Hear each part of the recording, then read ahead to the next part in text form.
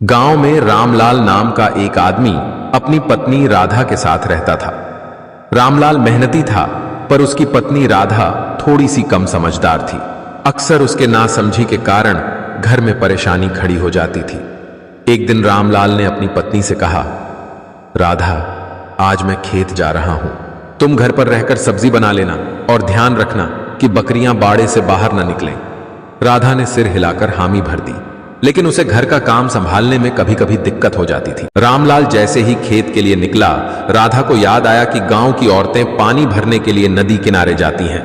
उसने भी सोचा कि सब्जी तो बाद में बना लूंगी, पहले पानी भराऊं। वह बकरियों को छोड़कर घड़ा लेकर नदी की ओर चल पड़ी। जब वह नदी पहुंची तो उसकी सहेलियां वहां बैठकर बातें कर रही थीं। राधा भी उनके साथ बैठ गई और बातों में समय का पता ही नहीं चला। इधर घर में बकरियां बाड़े से बाहर निकलकर खेत में जा घुसी और रामलाल का पूरा खेत चट कर गईं। शाम को जब रामलाल खेत से लौटा तो उसने देखा कि उसकी मेहनत से उगाई हुई फसल बकरियों ने चबा डाली है। गुस्से से लाल पीला होकर वह घर पहुंचा और राधा से पूछा, तुमने बकरियों का ध्यान क्यों नहीं रखा? राधा मासूमियत से बोली, मैं तो पानी भरने गई थी, इसलिए ध्यान नहीं दे पाई। रामलाल ने अपना माथा पीट लिया और बोला, तुम्हें समझाया था कि बकरियों को बांध कर रखना, पर तुमने कुछ नहीं सुना।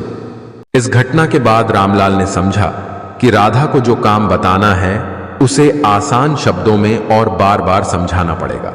उसने भी अपनी पत्नी की कमियों को स्वीकार किया और प्यार से उसे जीवन की जिम्मेदारियां सिखाने लगा। समय के साथ राधा ने भी समझदारी दिखानी शुरू की और धीरे धीरे वह घर और खेत के काम में कुशल हो गई। दोनों ने मिलकर एक खुशहाल जीवन बिताया और रामलाल को भी एहसास हुआ कि धैर्य और प्रेम से हर समस्या का हल निकाला जा सकता है।